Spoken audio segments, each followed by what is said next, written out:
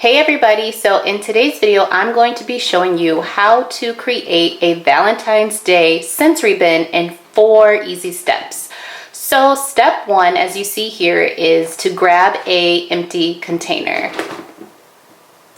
As you see here, I just have a clear Tupperware bowl. You can use any type of bowl or any type of container that you want to use as long as it's empty and there's enough space to add some fillers to it. Step number 2 is to choose your base or your filler for the sensory bins. You can choose anything. You can choose rice, you can choose beans, you can choose lentils, oats, whatever your heart desires. Now for this particular project, I decided to use some rose petals and some streamers because a lot of the kids that I work with tend to put things in their mouths, so I opted to go for things that are not edible. So these are the fillers and the base that I chose for the Valentine's Day sensory bin.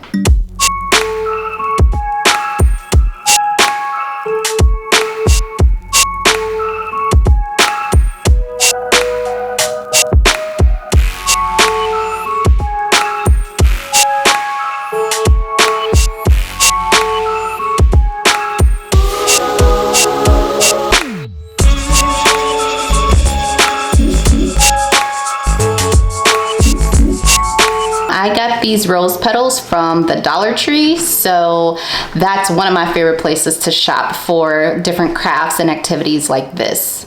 Next, you see me ripping some of the streamers just to add a little bit more volume to the bottom of the sensory bin. Now, tearing the streamers is a great fine motor activity for your kiddos, so that's something else that's a bonus for doing this type of sensory bin. Now step number 3 is what I call the knick-knack stage. So basically you're going to get a bunch of knick-knacks or different objects that you can add to the sensory bin. So I actually had a few of these things already lying around the house. I had some pipe cleaners, I had some white cotton balls, some red pom-poms, some beads, and then I also stopped by my favorite store, the Dollar Tree, and picked up a few extra things. So I picked up these heart felt stickers. I picked up these red felt numbers, and I also picked up this cute heart confetti. So once you find the knickknacks that you want to add to your sensory bin, that's when you start filling it up.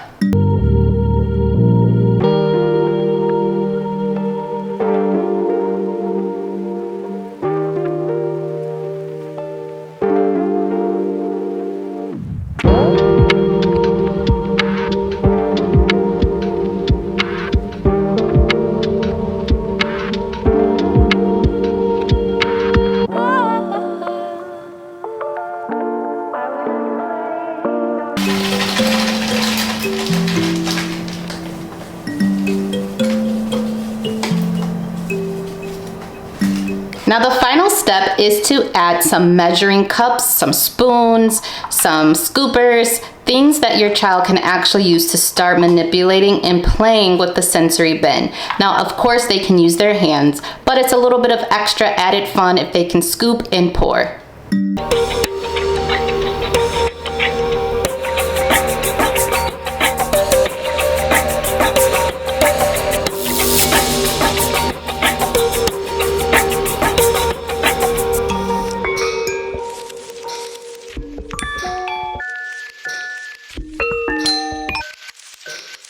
There you have it, a Valentine's Day sensory bin done in 4 easy steps.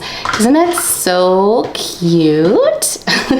And you can repeat this and use it as often as you like, even past Valentine's Day.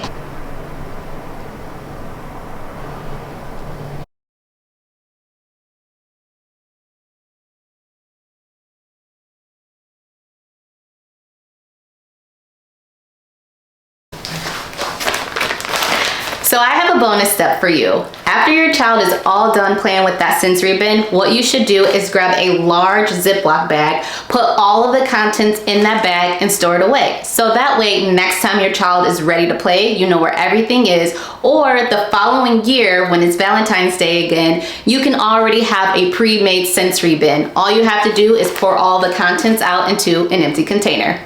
And it's as simple as that. By the way, guys, if you enjoyed this content and you want to continue to learn more about child development, early childhood, and all things little ones, make sure you subscribe to this channel, and I'll see you guys in the next one. Until next time, bye.